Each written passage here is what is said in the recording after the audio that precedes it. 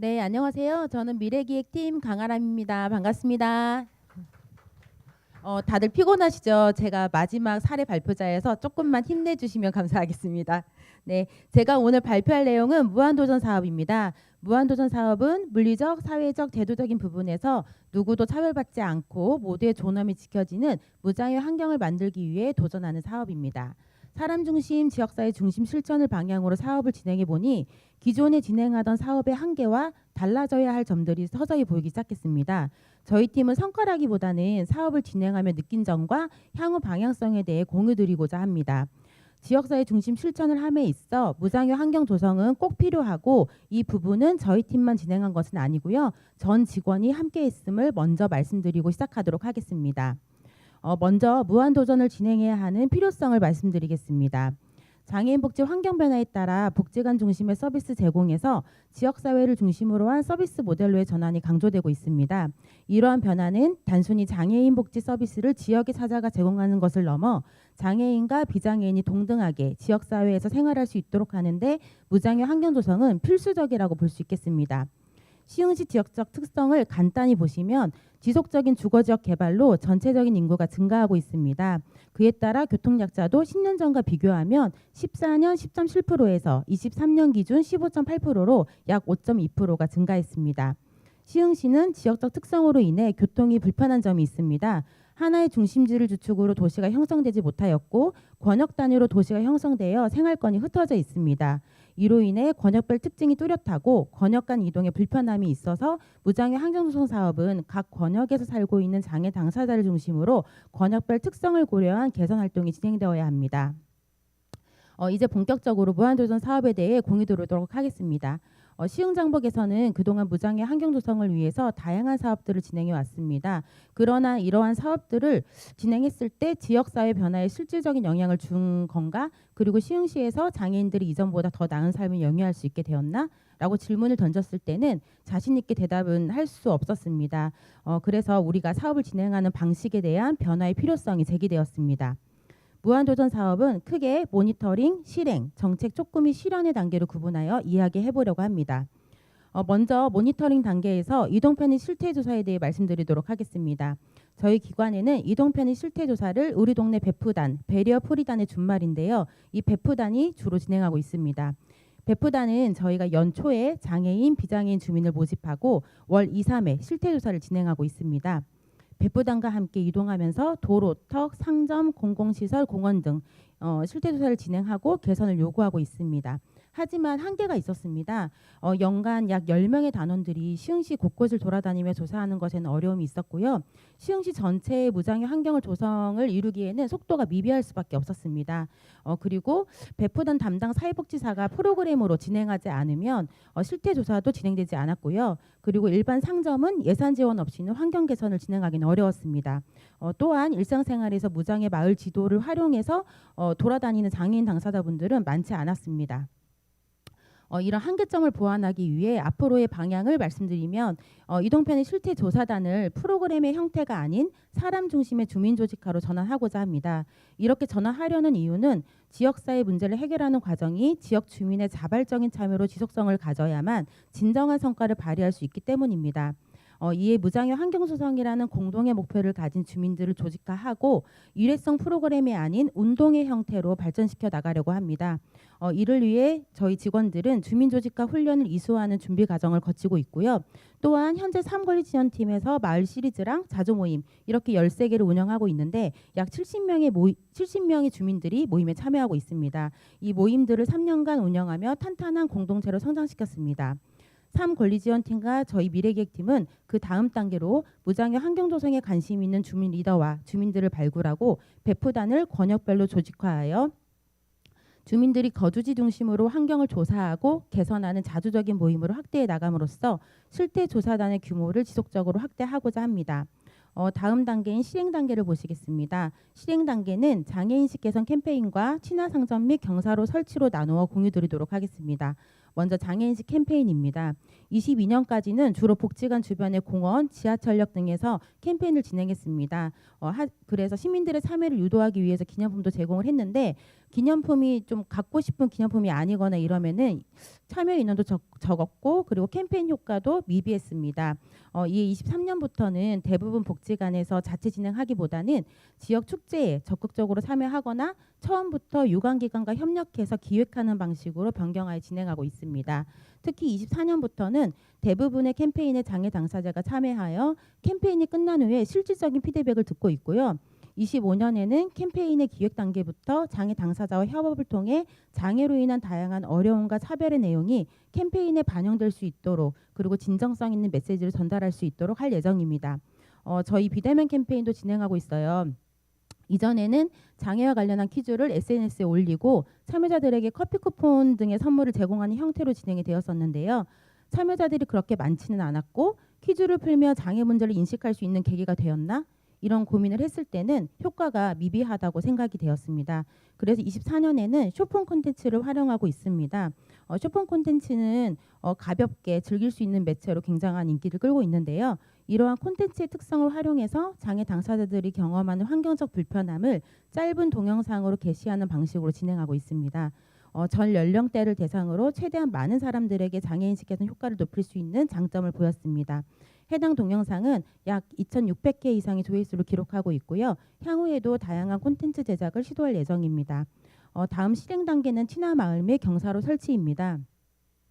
우리는 일상생활에서 음식점, 병원, 약국 이런 문화생활시설들을 이용하고 있습니다.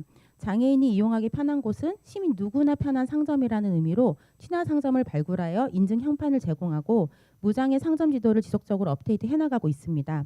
작은 단위의 친화 상점들이 모여 큰 단위의 친화 마을로 만들어가고자 친화 마을 조성을 해나가고 있는데요. 현재까지 약 500개의 상점을 실제 조사하였고 그중 7곳을 대상으로 경사로 설치를 지원하였습니다. 그러나 한계가 보이기 시작했습니다. 배포단의 모니터링 과정에서 일부 가게가 폐업하거나 상점주가 변경되는 사례가 발생되었고 신규 개업하는 상점들이 단순히 무료 설치를 목적으로 신청하기도 하였고 특히 복지관의 자체 예산만으로만 경사로를 설치해드리기에는 좀 어려움이 많았습니다. 그래서 25년에는 사업을 점검하는 다시 방향을 잡아가는 시간으로 잡으려고 합니다. 장애 당사자들과 함께 친화마을의 개념과 경사로 설치 기준을 재정립해보고 그 기준에 부합하는 체크리스트도 다시 점검해서 만들 예정이고요. 이러한 접근은 장애인들이 실질적으로 이용할 수 있는 환경을 조성하는 데 기여할 것으로 기대하고 있습니다. 마지막으로 정책 촉구 및 실현 단계입니다. 토론회, 행사, 문화제를 통해서 정책 촉구 활동을 하는 것은 장기적으로 지속 가능한 변화를 이끌어냄에 있어서 시민들의 관심을 촉진하는 데 매우 의미 있는 일이라고 생각을 합니다. 하여 대표적인 4가지 활동에 대해 공유드리도록 하겠습니다. 첫 번째로 22년 10월에 장애인 권리보장 및 지역사회 자립지원 방안 모색을 주제로 시흥시 자립지원 토론회가 진행되었습니다. 토론회에는 장애 당사자, 학계 전문가, 시흥 지역 의원, 장애인 복지 종사자, 지자체 담당 공무원 등이 참여해 주셨고요. 다양한 이해관계자가 참여하셔서 심도 깊은 논의를 진행하였고 기조 강연은 전북대학교 김미옥 교수님이 맡아주셨습니다. 이 토론회를 계기로 시흥시 자립지원 네트워크가 구축될 수 있었고 장애인의 자립을 위한 지원 체계를 마련하고 구체적 로드맵을 수립하기 위한 실무회의를 진행했습니다. 두 번째로 함께봄 같이봄 축제입니다. 저희는 매년 장애인의 날을 기념해서 복지관에서 장복인의 자칫날을 진행했습니다. 복지관에서만 진행하던 행사를 22년부터는 지역축제로 전환해서 함께봄 같이봄이라는 타이틀 아래 진행하고 있습니다. 매년 무장애 환경조성과 관련한 주제에 다양한 방식으로 기획되고 있고요. 행사 장소 또한 복지관에서 벗어나 유동인구가 많은 광장으로 변경하고 축제 기획 초기 단계부터 4개에서 6개 유관기관이 공동으로 주관하여 협력하고 있습니다. 유관기관과 공동으로 주관했을 때 어려움이 좀 많아요. 저희가 회의 일정을 잡는 부분이라던가 의견 조율하는 부분, 그다음에 결정을 내리는 그런 기관들이 더 많이 소요가 되기 때문에 어려움이 많이 있습니다. 근데 서로 각 기관이 가지고 있는 자원이 동원되다 보니까 행사 내용이 풍부해지고 참여 인원도 많아졌고요. 또한 각 기관의 전문성이 더해져서 행사 질을 저희가 높이는 결과를 가져올 수 있었습니다. 이 행사에는 저희가 약 1,000명의 시민들이 참여하고 있습니다. 체험, 공연, 캠페인 등 내용과 더불어서 많은 사람들이 모인 현장에서 무장애 환경조성에 관한 이슈를 제기 및 촉구하는 메시지를 전달하고 있습니다. 앞에 보시면 22년, 23년, 24년 이렇게 연도별로 다양한 메시지를 전달하고 있고요. 이런 활동이 궁극적으로는 지역사회 의견으로 모아져서 정책에 반영될 수 있는 계기가 마련될 수 있도록 행사 전반적인 내용이 체계적으로 기획 및 운영되고 있습니다. 세 번째로 장애 당사자가 권리와 인권에 대해 직접 이야기하는 인권문화제를 개최하고 있습니다. 매년 12월 3일 세계 장애인의 날을 기념해서 22년부터 개최하고 있는데요.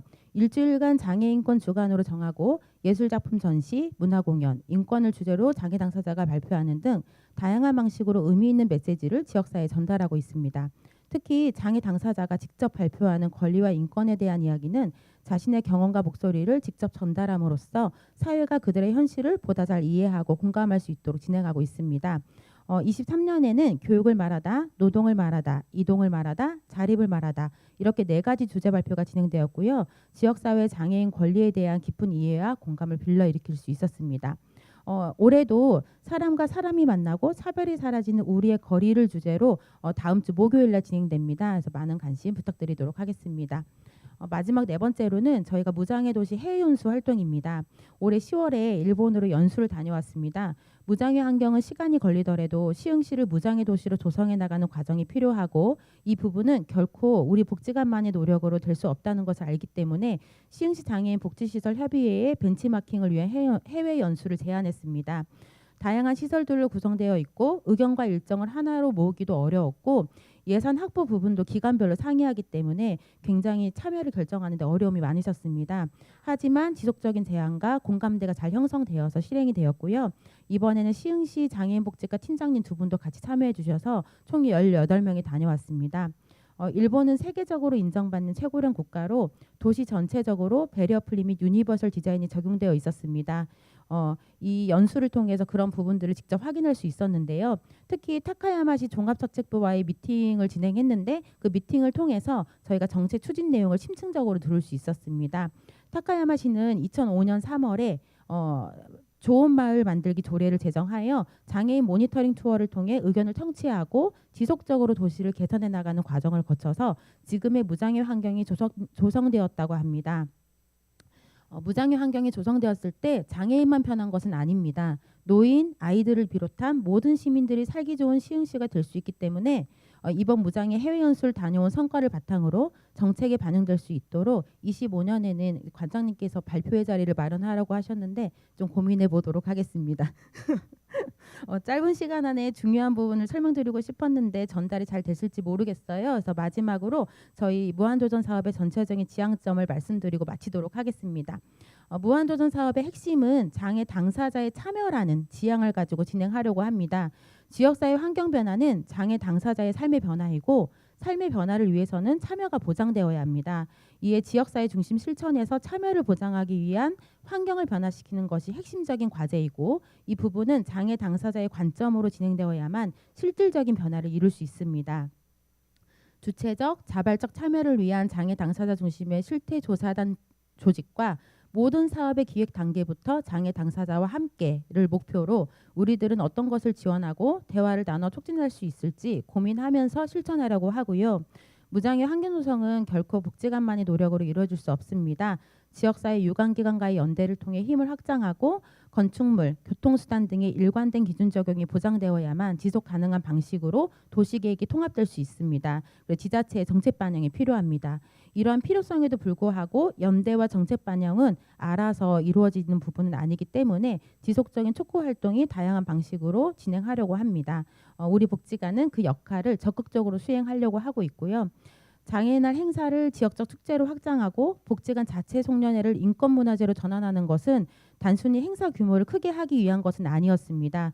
지역사회의 장애인권, 권리, 장애 이슈 등의 메시지를 던지고 이 부분이 정치적, 제도적인 영향을 미쳐서 지역사회의 변화를 이루기 위함이었습니다. 약 3년간의 진행으로 이제는 행사가 지역사회 자리를 잘 잡아가고 있습니다. 향후 효과적인 장애인 참여 활성화, 메시지 전달 방법, 장애인식 개선의 효과성, 지역사회 연대 및 협조를 위해 더욱더 고민하고 정책 반영을 촉구할 수 있는 다양한 방법들을 확대해 나가도록 하겠습니다. 경청해 주셔서 감사합니다.